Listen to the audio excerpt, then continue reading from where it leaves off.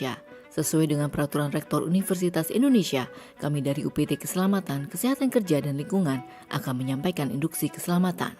Saat ini kita sedang berada di Balai Sidang Universitas Indonesia. Sebelum melakukan aktivitas di gedung ini, penting untuk kita mengetahui prosedur keselamatan apabila terjadi keadaan darurat. Terdapat dua potensi keadaan darurat yang mungkin terjadi, yaitu kebakaran dan gempa bumi. Terdapat dua pintu utama yang terletak di bagian depan pada sisi kanan dan sisi kiri. Serta terdapat dua pintu darurat di bagian belakang pada sisi kanan dan sisi kiri. Gunakan dua pintu utama sebagai jalur evakuasi bagi Anda yang duduk di bagian depan. Dan gunakan dua pintu darurat sebagai jalur evakuasi bagi Anda yang duduk di bagian belakang. Jika terjadi kebakaran, tetap tenang dan jangan panik. Segera informasikan lokasi sumber api kepada petugas. Jika mampu, padamkan api menggunakan apar yang berada di dalam gedung. Terdapat dua alat pemadam api ringan pada ruangan ini yang terletak di sisi bagian kanan dan sisi bagian kiri. Segera lakukan evakuasi menuju pintu darurat terdekat. Petugas kami akan memandu Anda ke titik berkumpul. Utamakanlah ibu hamil, lansia, anak-anak, atau rekan-rekan yang memiliki penyakit. Titik berkumpul berada di lapangan rotunda. Jika terjadi gempa bumi, mohon tetap tenang dan jangan panik. Segera jatuhkan badan dan lindungi diri Anda. Lakukan drop, cover, and hold on, dan tetap bertahan hingga keadaan kondusif. Segera lakukan evakuasi menuju pintu darurat terdekat. Petugas kami akan memandu ke titik berkumpul. Sangat penting untuk kita melindungi kesehatan diri sendiri dan orang lain demi menghentikan penyebaran virus COVID-19. Utamakan berkegiatan secara daring dengan terlebih dahulu melakukan vaksinasi lengkap dan tes COVID-19. Melakukan pengukuran suhu tubuh sebelum memasuki ruangan atau memulai kegiatan. Jika Anda merasa sedang tidak sehat, demam, sesak nafas, dan batuk, mohon untuk tidak memaksakan diri untuk masuk ke dalam ruangan. Selalu menggunakan masker double atau masker medis triplai dan masker kain selama berada di dalam ruangan dan saat berkegiatan. Selalu menjaga jarak dengan radius 1,5 meter pada segala arah, baik samping kanan, kiri, maupun dari depan dan belakang, terutama dalam pengaturan posisi duduk. Melakukan cuci tangan menggunakan sabun dan air mengalir ataupun hand sanitizer sesering mungkin, terutama sebelum dan sesudah berkegiatan. Tutup mulut dan hidung saat batuk atau bersin dengan menggunakan siku bagian dalam dan tidak menggunakan telapak tangan. Perhatikan batas waktu berkegiatan di dalam ruangan dengan memberikan jeda setiap 2 jam untuk dapat keluar ruangan terlebih dahulu. Selalu berhati-hati saat melangkah karena terdapat potensi tersandung akibat sandungan kabel yang melintang dan lantai licin. Gunakan pegangan tangga saat menaiki dan menuruni tangga. Sesuai dengan peraturan rektor, seluruh warga yang berada di lingkungan Universitas Indonesia dilarang merokok. Lokasi toilet berada di sisi kanan dan kiri gedung. Jagalah kebersihan sekitar Anda dan buanglah sampah pada tempat yang disediakan. Terima kasih atas perhatian Anda dan selamat melanjutkan aktivitas.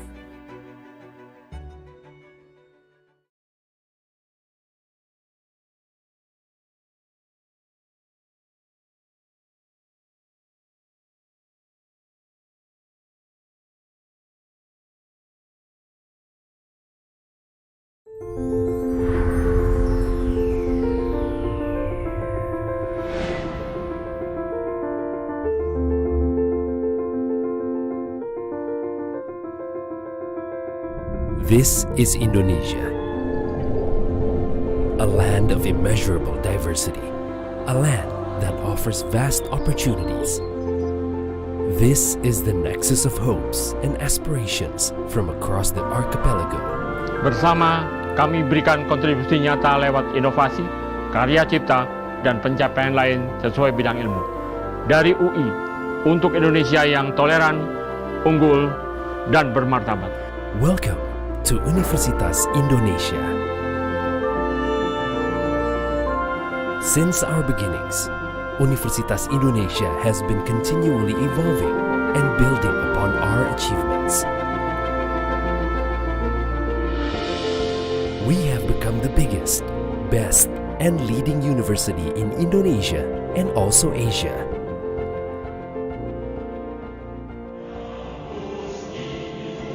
Here at Universitas Indonesia, the best and brightest from across the region come to study. From diverse backgrounds, we build an intellectual community that enriches and enhances humanity. For superior generations, Universitas Indonesia provides world-class learning facilities. We implement state-of-the-art technology for research and industrial development.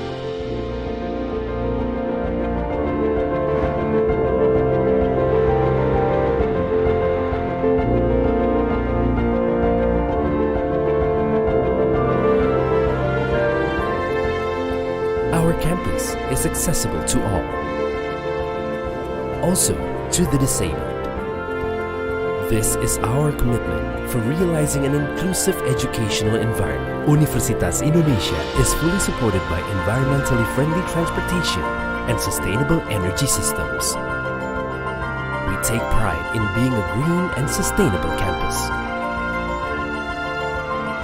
Universitas Indonesia partners with relevant stakeholders to facilitate and provide ease of comfort for day-to-day activities for all our academic community.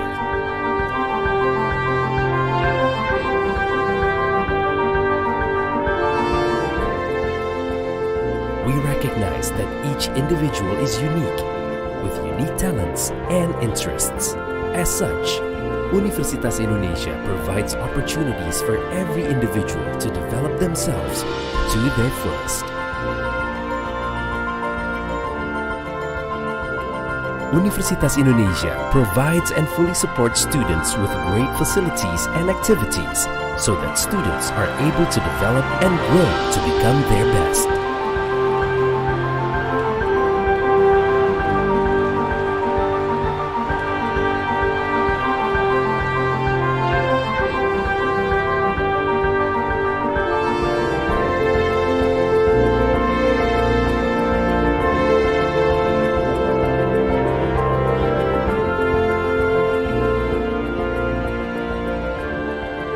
Together, we embrace our diversity to grow the future together. For Indonesia, for the world.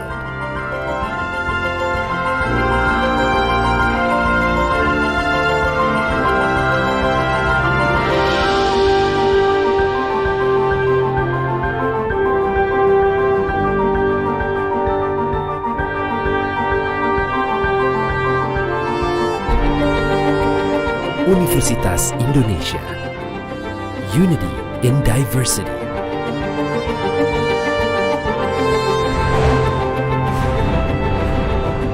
Universitas Indonesia. Veritas, Probitas, Justisia.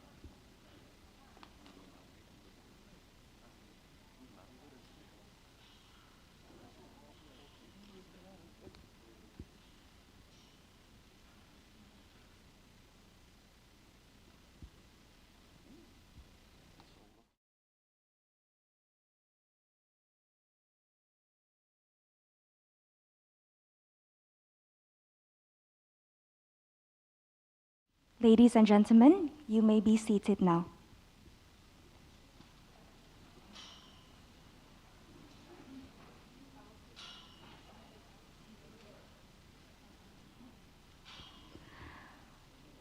Ladies and gentlemen, distinguished guests, good morning and welcome to Universitas Indonesia, one of the oldest universities in Asia that is steadily growing into a modern center of a sophisticated multicultural university.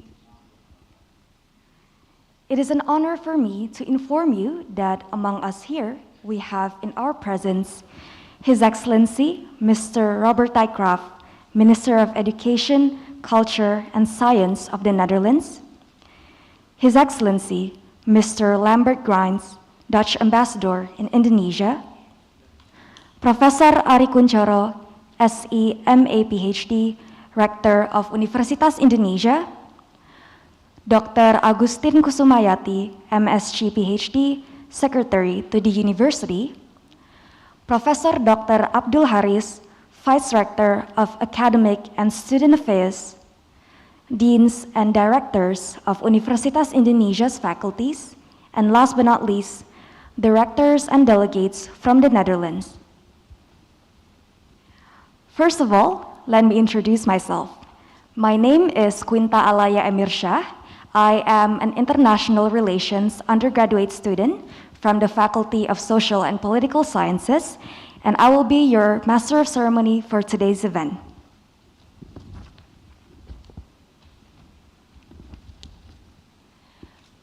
Before we proceed, I would like to kindly ask all attendees to please silence your mobile phones during this public lecture and always wear a mask.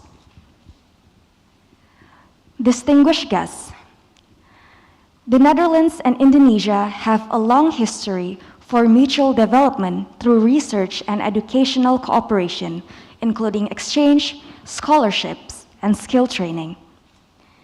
In accordance to that, today we will listen to a public lecture from His Excellency, Mr. Robert Dijkgraaf, the Minister of Education, Culture, and Science of the Netherlands, and gain insight on how to further strengthen the existing and future cooperation in the field of research and science between Indonesia and the Netherlands.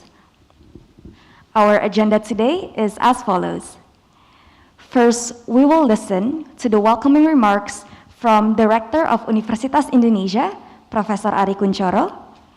Second, we will listen to the public lecture by Minister Robert Dijkgraaf with the theme of Making Lives Better, Giving Opportunities to Knowledge.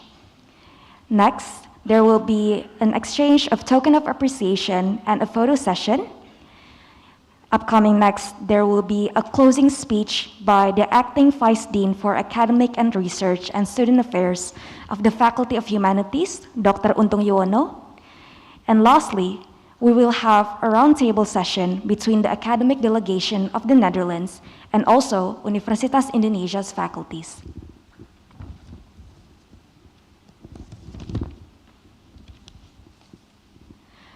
To begin the function, as the host of this public lecture, the Rector of Universitas Indonesia will deliver the welcoming remarks.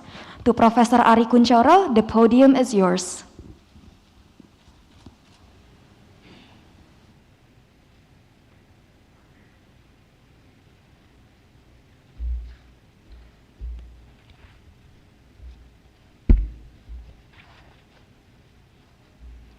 Assalamualaikum warahmatullahi wabarakatuh.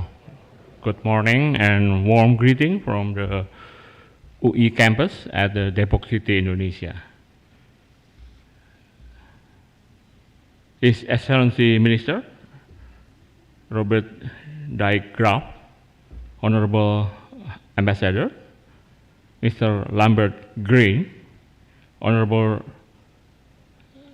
Rector and delegates from the Netherlands, Honorable UI Secretary to the University, Vice Rector, Dean, and the member of the Board of Trustees, Academic Senate, the Professor Council, distinguished guests, ladies and gentlemen. It is my honor to have the opportunity to welcome Minister Dijkgraaf this morning. We warmly welcome you and all delegates to our campus here at Depok City. This visit may not be the first time to some of you. So I'm very pleased to welcome you back after almost 2 years of border restrictions due to the COVID-19 pandemic. In this year, for the first time, Indonesia holds the G20 presidency, prime forum where 20 of the world's major economies gather together to bring up the full potential of global collaboration, as well as to take to the reality of the many global issues humanity is facing now. As a higher education institution, in tackling those challenges, we believe in collaboration to fostering knowledge, research, science, and culture with partners from around the world. In that regard, our cooperation with the DOT institution is extensive. We managed to establish cooperation with 26 DOT institutions covering many schemes, including double and joint degree program, student and staff exchange, joint research, and capacity building. Our faculties are the core player, as most of our faculties involved in this collaborative scheme. In terms of academic exchange, within the period of 2019 and 2022, despite the pandemic, we maintain considerably high number of activities. We had 333 inbound and outbound staff conducting activities with partners from the Netherlands.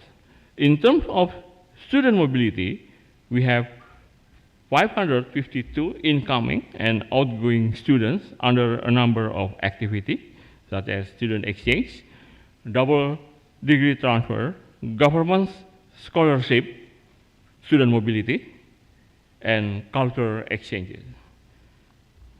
Your Excellency, Minister of Education, ladies and gentlemen, I would like to emphasize the importance of the connection between us as educators and researchers to extend our network.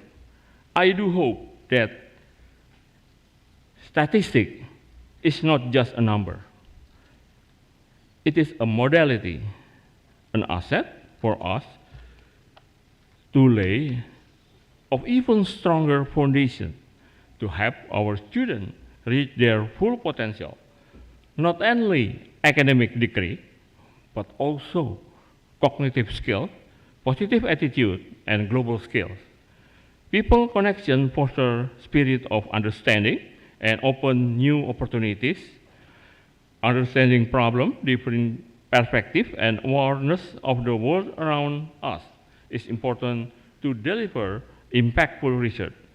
Our connection is a key to build even stronger network that provide us with resources to work together in collaborative action.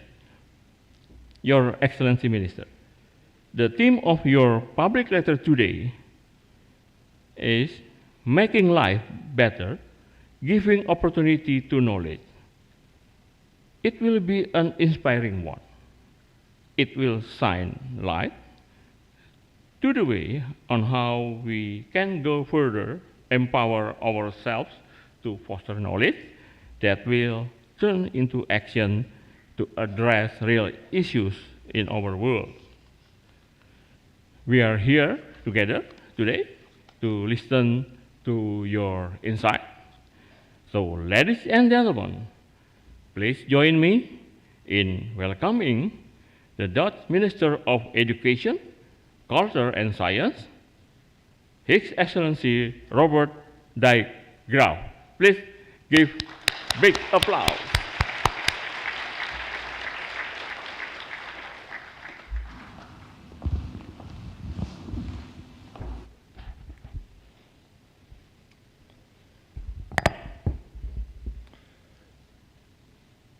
Dear Mr. Rector, dear Senate, Excellencies, professors, researchers, and perhaps foremost, students.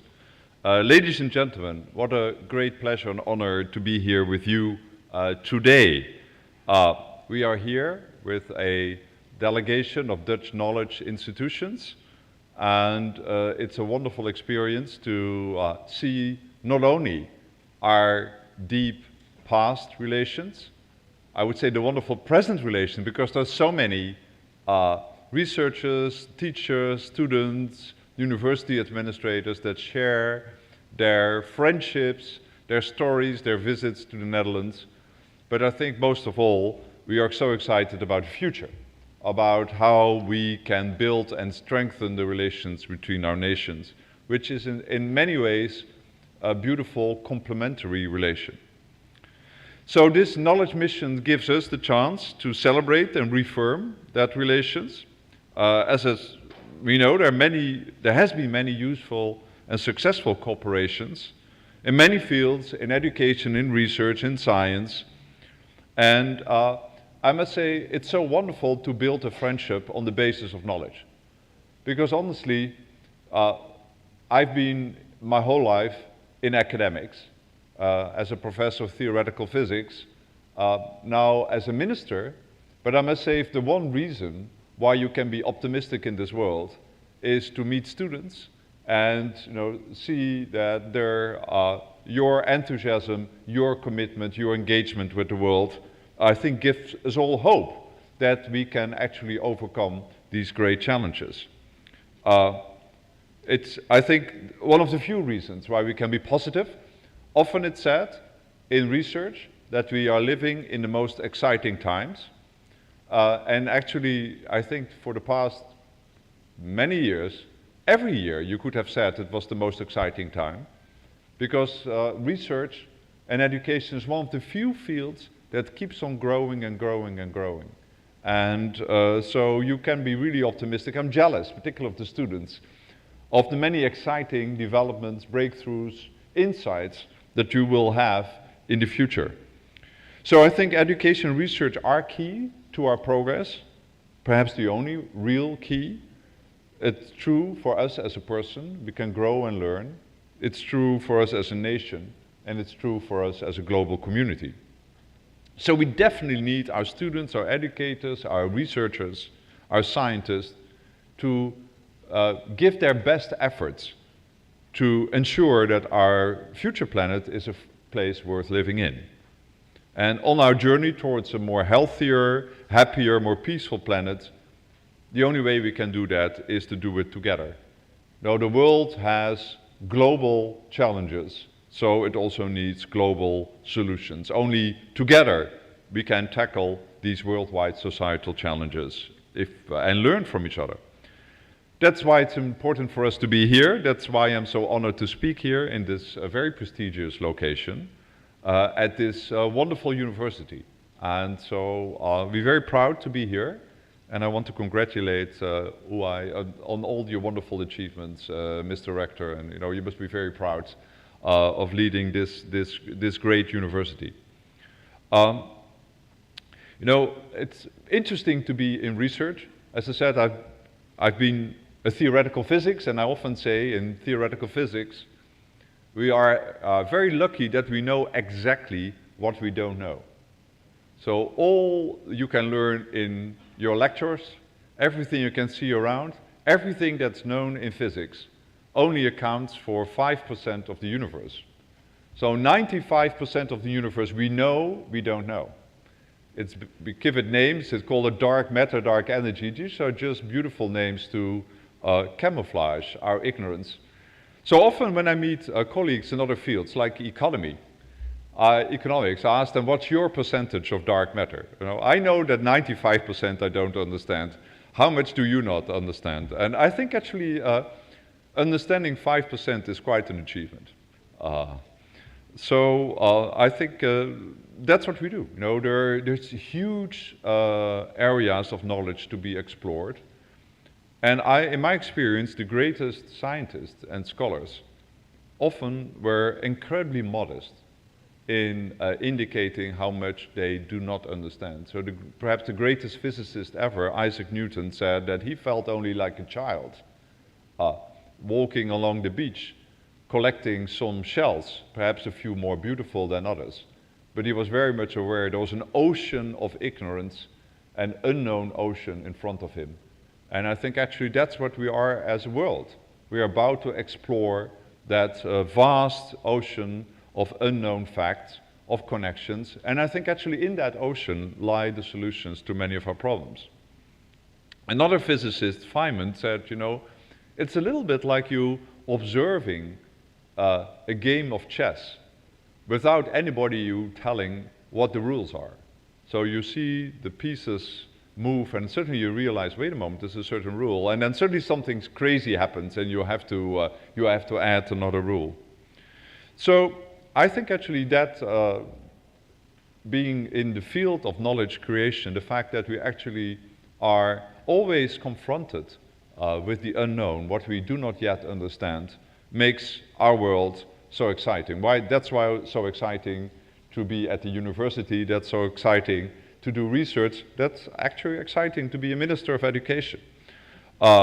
Because you know, only when we invest in research and education you generate new insights, now and in the future, and that's why we can be hopeful that we can actually you know, make humanity a better place, in some sense, you know, win the chess game, so to say, after we understand the rules.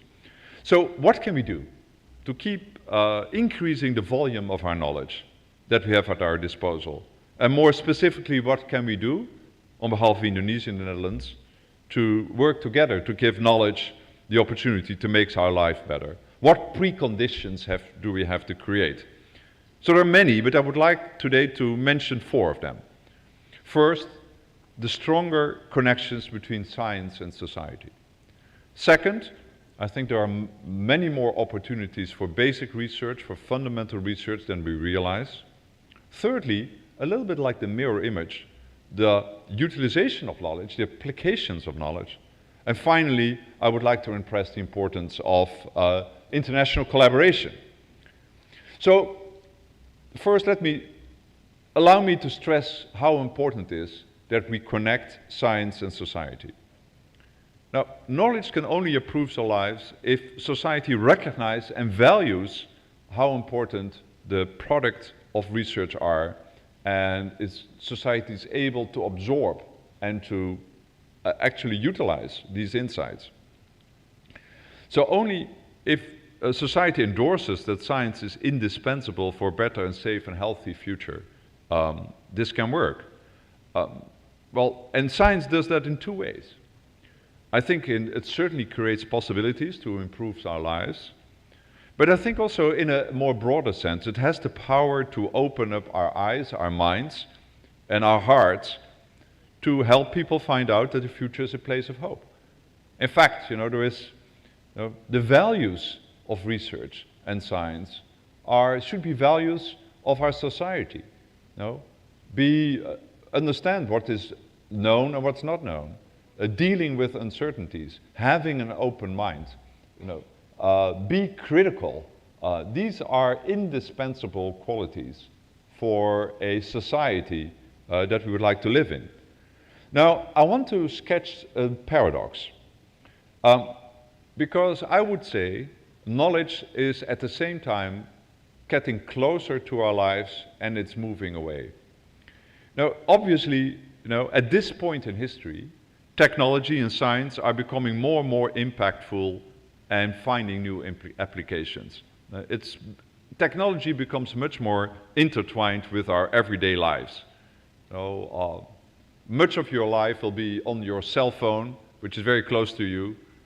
I hope all of us have the vaccine, so some of the most innovative products of new, modern biomedical research are literally inside our bodies. And so we never ever have been so dependent on technology, I think, as this time in the history of the planet. So it's everywhere around us.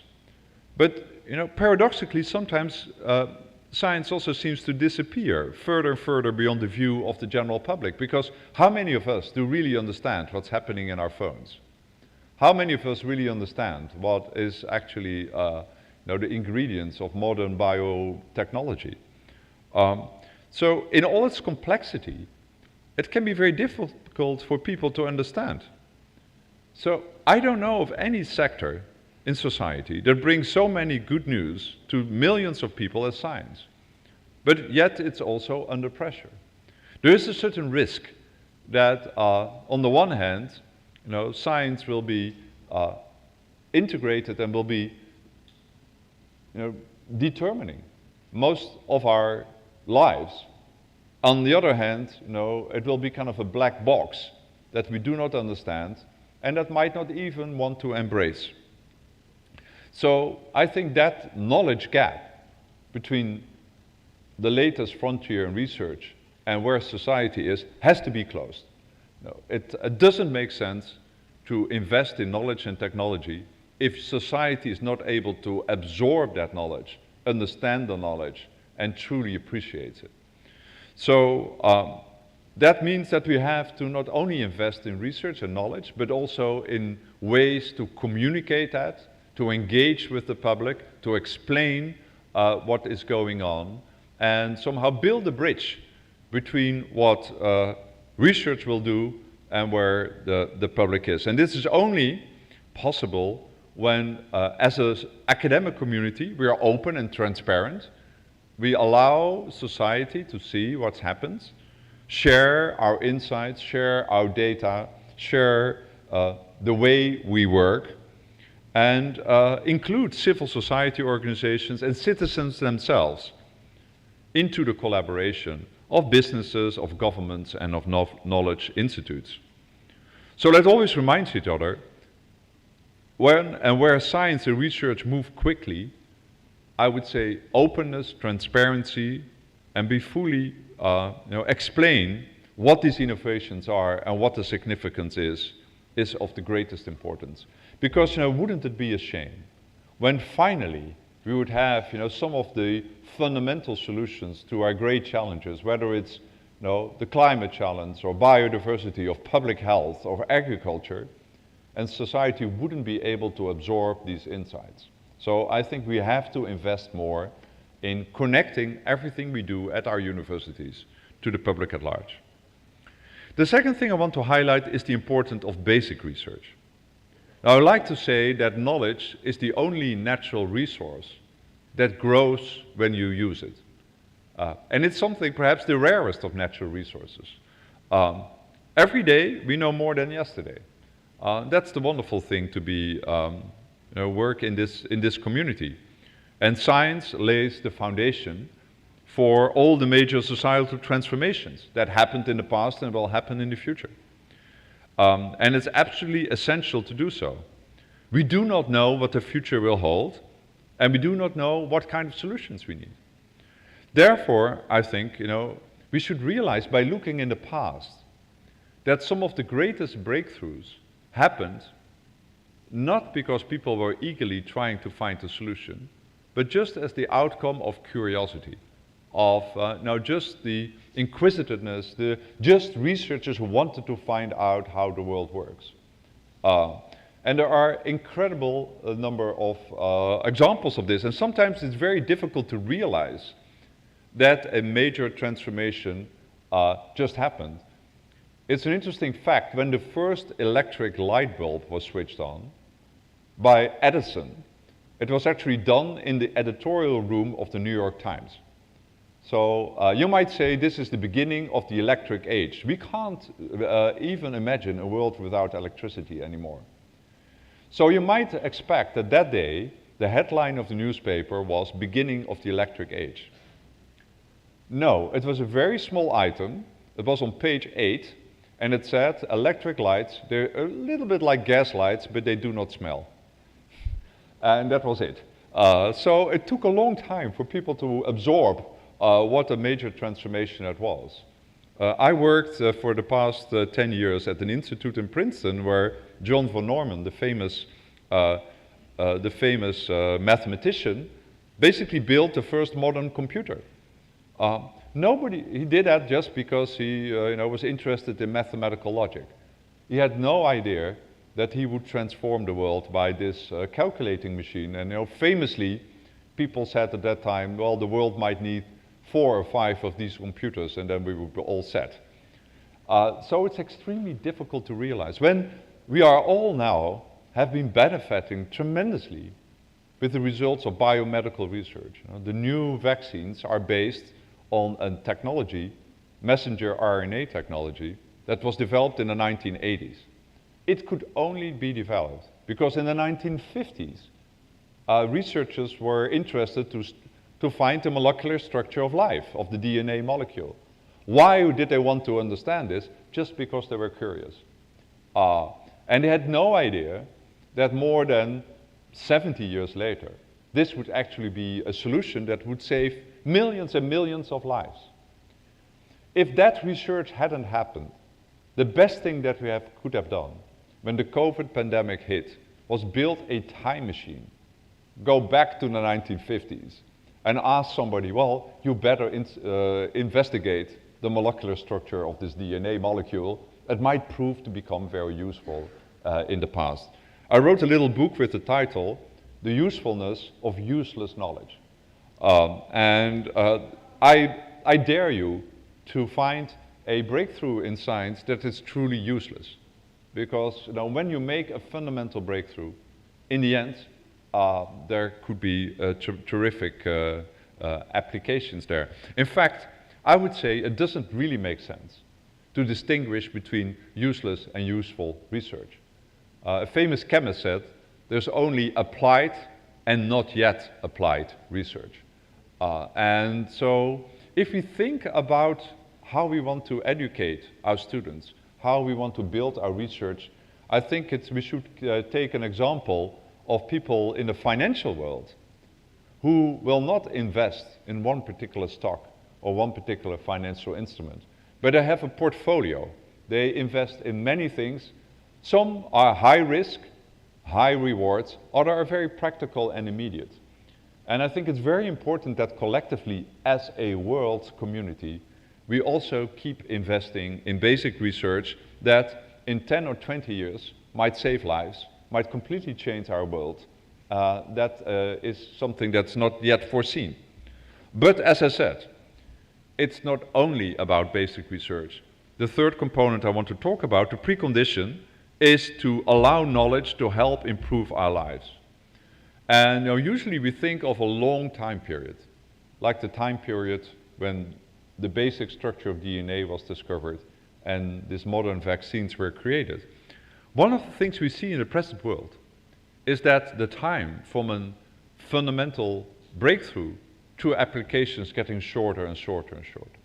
So we can be very optimistic that many of our research breakthroughs find applications within a generation, perhaps within 10 years. So science also drives innovation. It drives growth, not only of knowledge, but also economic growth, sustainable economic growth, and the constant progress of economies. They are all inextricably linked. And Indonesia and Netherlands are both also more and more knowledge economies. And I think there's a challenge. There's actually a challenge in Indonesia that is not very dissimilar as our challenge in the Netherlands, is not only to build academic research, but also make sure that our companies and our industrial R&D also increases. So I think the modern way to do so is to build kind of ecosystems where both academic institutions, companies, non-profit organizations can share their insights and work together. And one thing we have learned, that the linear model, when there is a breakthrough in research and then you wait a long time and you find some application, that's no longer, I think, the prevalent model. What you see much more these days is fundamental research builds new instruments, new applications that then again drive new discoveries. So it's a much more a circular model that has to be engaged. So I'm very happy that we're here with our academic institutions. But I think we should not forget also the business side of it. And if we are able, both in Indonesia and in the Netherlands, to increase the use of research and knowledge in our industries, in our companies, actually that will also be an important ingredient in finding the solutions that we need to address our global issues. So I think this is something that we can discuss further. It's absolutely key in getting a vibrant knowledge society. And so I think actually, we're all incredibly touched by the optimism in this country, the opportunities. Now you have such tremendous possibilities to grow in these in both in the academic public part and in the private part, that it would be wonderful for us to cooperate in this. And fourth and finally, I want to say a few words about international cooperation. This knowledge mission and these days here that we are together in your beautiful country, these are part of a much larger approach in the Netherlands, our international knowledge and talent strategy of my Ministry of Education, Culture and Science. That aims to make education, research and science an integral part of the Dutch foreign policy and diplomatic representation. And in that sense, we are extremely proud that this first knowledge mission actually is to Indonesia. In some sense, you are literally, for this government, our first destination. And I hope you appreciate this and you see this as an indication of the importance that we address to this link. So again, one of the wonderful things of being an academic is that whether you study economics or you study health or you study physics, is that you're not studying Indonesian economics or Dutch physics. No, you're part of an international community. That's the greatest thing, that's such a wonderful experience. And I think every student, every teacher, every researcher should be fully immersed in this worldwide community. And I must say there's a lot of criticism these days of globalization. But there's one area where international connections and globalization definitely works, and that's in education and research.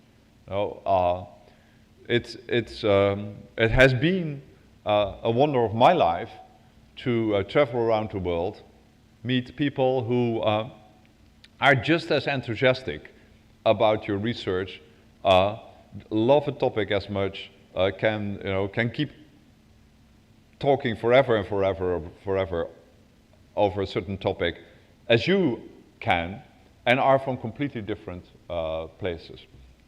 I think actually, sometimes we're all very proud of where we're born, of our roots, of where we start, but we should be careful not to think too much only in terms of our origins.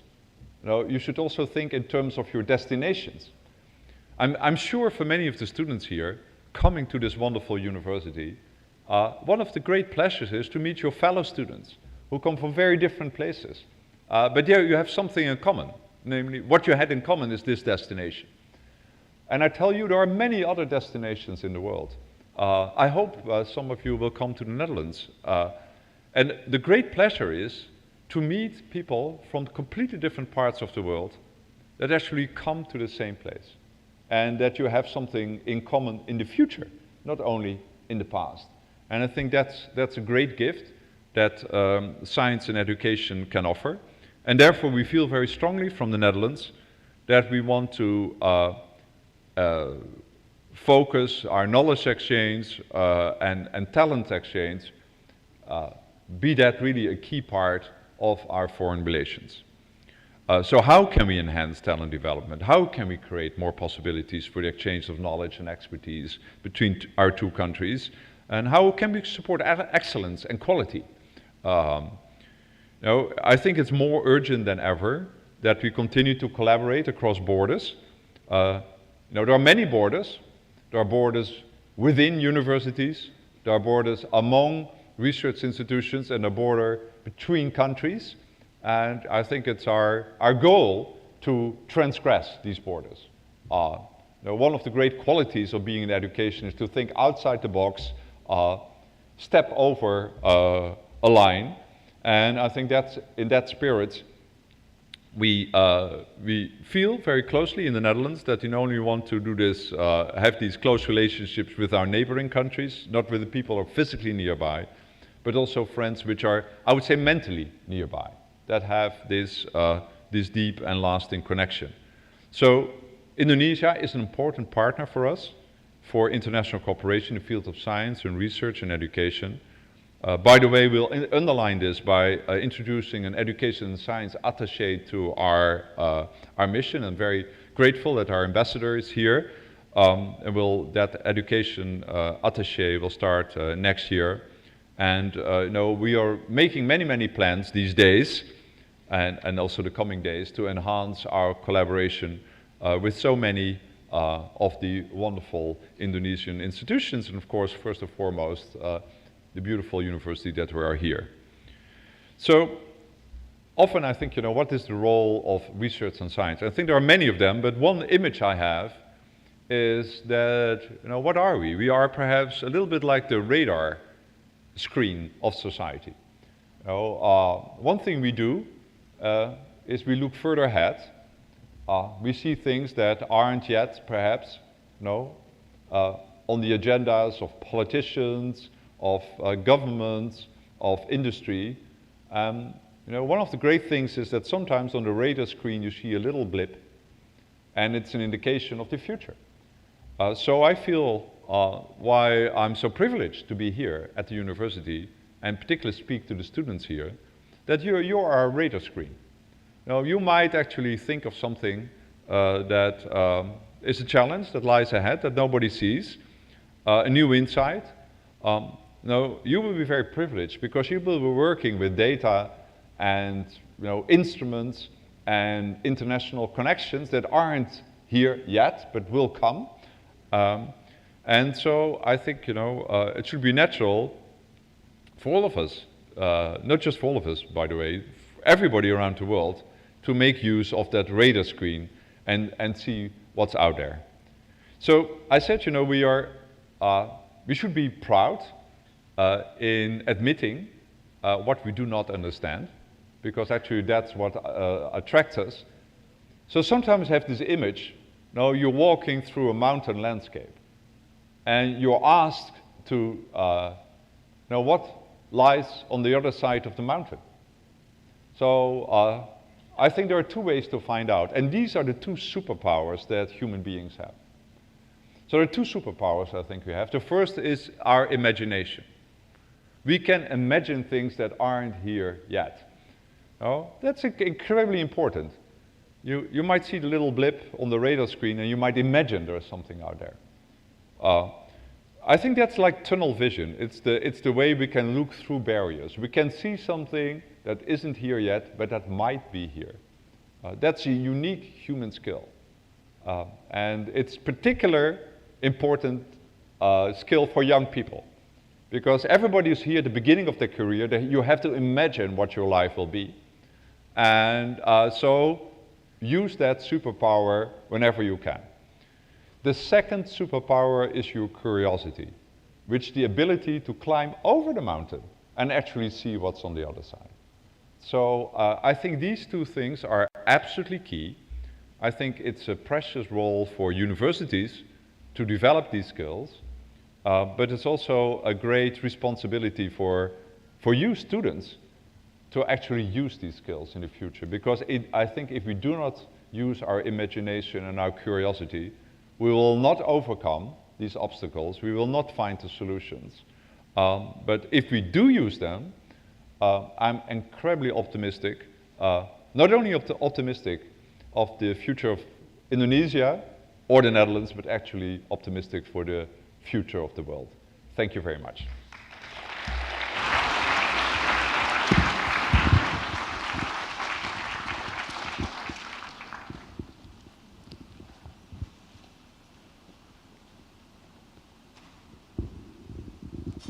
Thank you very much, Mr. Dijkgraaf, for the very inspiring lecture. We really appreciate the knowledge and information which have been given to us by you, and we hope that the educational cooperation between Indonesia and the Netherlands will continue to foster in the future. After this, we would like to kindly ask Mr. Dijkgraaf to come forward to the stage because Professor Ari Kunchoro, as director, will give you a token of appreciation. We kindly invite Professor Ari and Mr. Dijkgraaf to come forward. Thank you.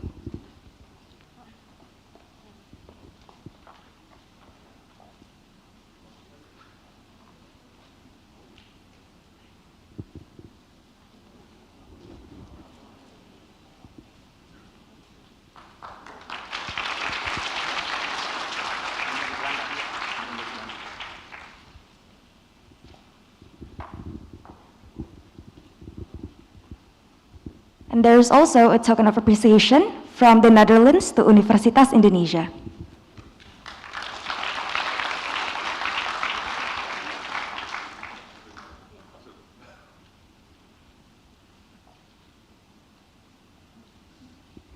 Thank you, Professor Ari and Mr. Dijkgraaf. You may return to your seats now.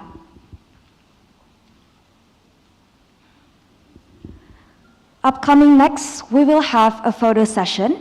I kindly ask all attendees in this auditorium to please stand up, and for the photographer, you may come forward to the stage to take the picture. Thank you very much.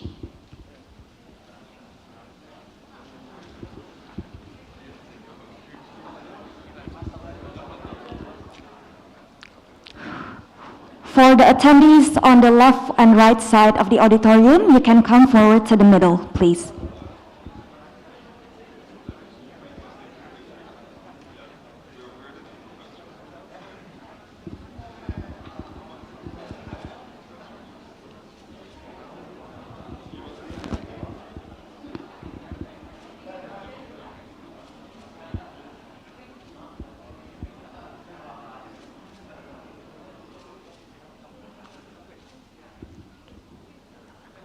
All right, we're gonna take the picture.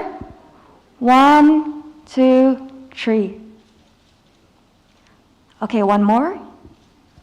1, 2, 3. Please hold your poses.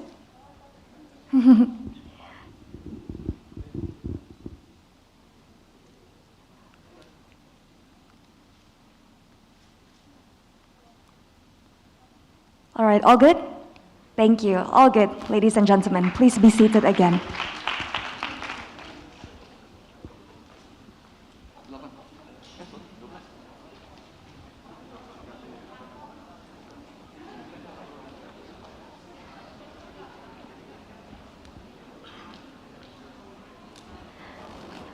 Next, before we end this event, we will listen to a closing speech by the Acting Vice Dean for Academic, Research, and Student Affairs from the Faculty of Humanities, Dr. Untung Yuwono. To Dr. Untung, the podium is yours.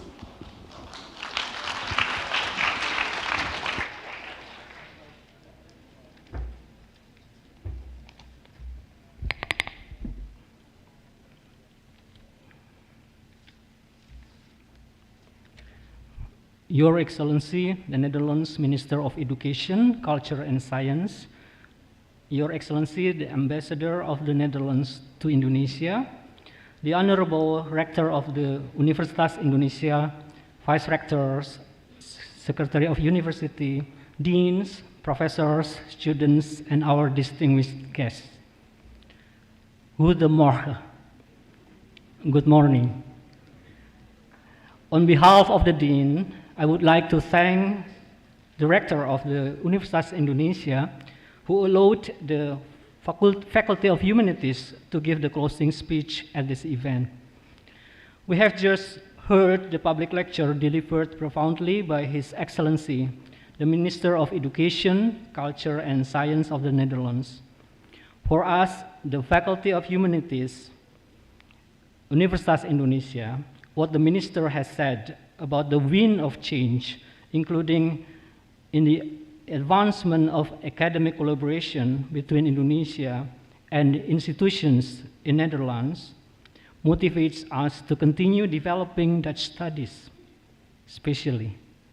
At our faculty, we have the Dutch Studies program that we are proud of because it's the only Dutch Studies program in Indonesia and even in Southeast Asia.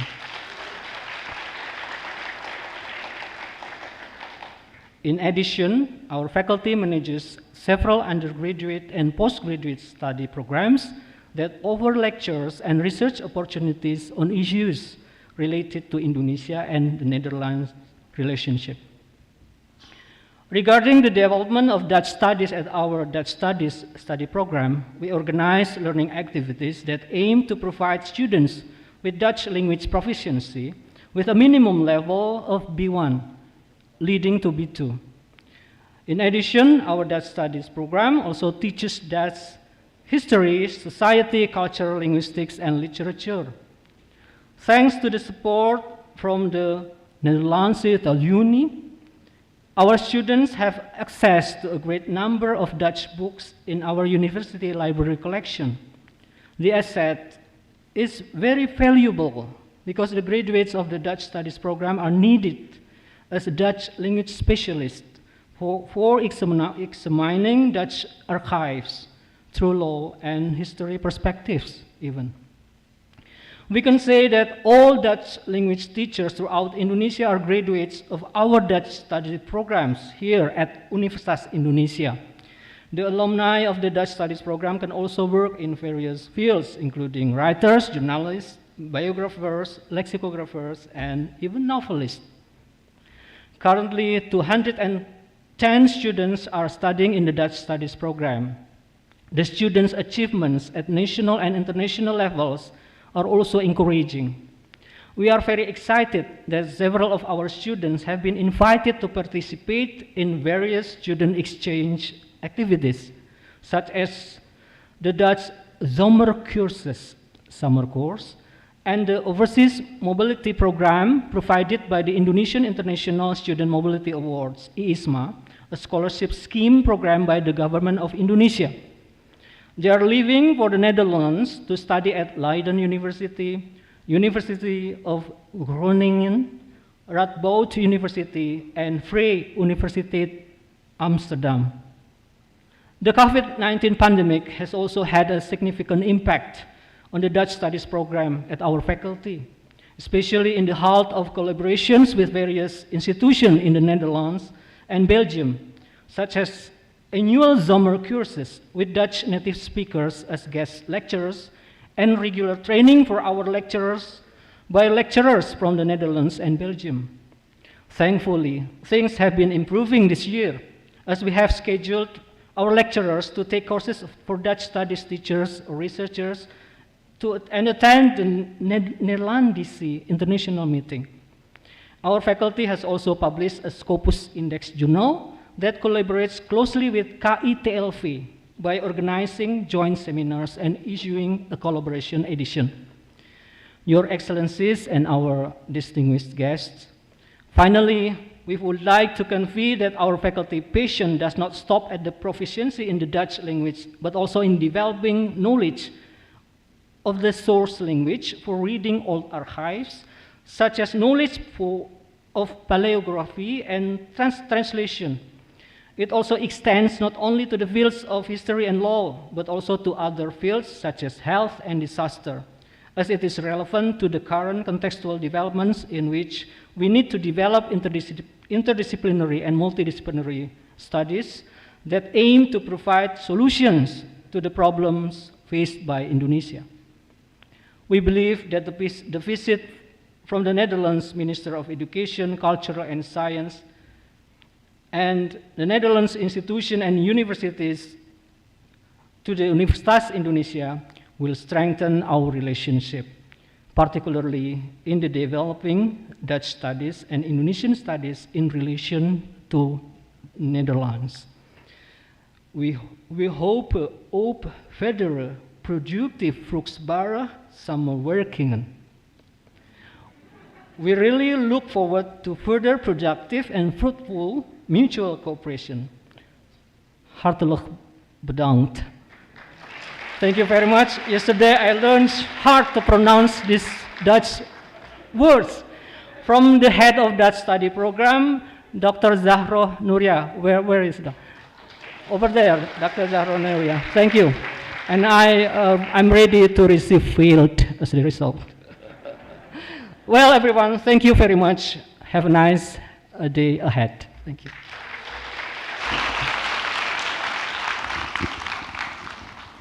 Thank you very much, Dr. Untung Yuwono, for your very wonderful speech. Distinguished guests, next we will have a roundtable group discussion between the academic delegation of the Netherlands and Universitas Indonesia faculties outside of this auditorium. Please allow me to read the table grouping for the discussion. On your right side, we have Table 1 and Table 2. Table 1 will be for the Health and Sciences faculties, which includes medicine, public health, pharmacy, nursing, and dentistry. And Table 2 will be for the Social and Humanities faculties, which includes Strategic and Global Studies, Psychology, and Environmental Science. On your left side, we have Table 3 and Table 4. Table 3 will be for the Faculty of Social and Humanities, which includes Law, Economics and Business, Administrative Sciences, and Vocational or Applied Program. Table 4 will be for the Science and Technology faculties, which includes Math and Natural Sciences, Engineering, and Computer Science. Afterwards, inside the holding room, there is Table 5 and Table 6. Table 5 will be for the Social and Political Sciences faculty, and also Table 6 will be for Humanities and Dutch Studies faculty. To the honorable deans and students that have been appointed to join the group discussion, please go to your assigned tables later on.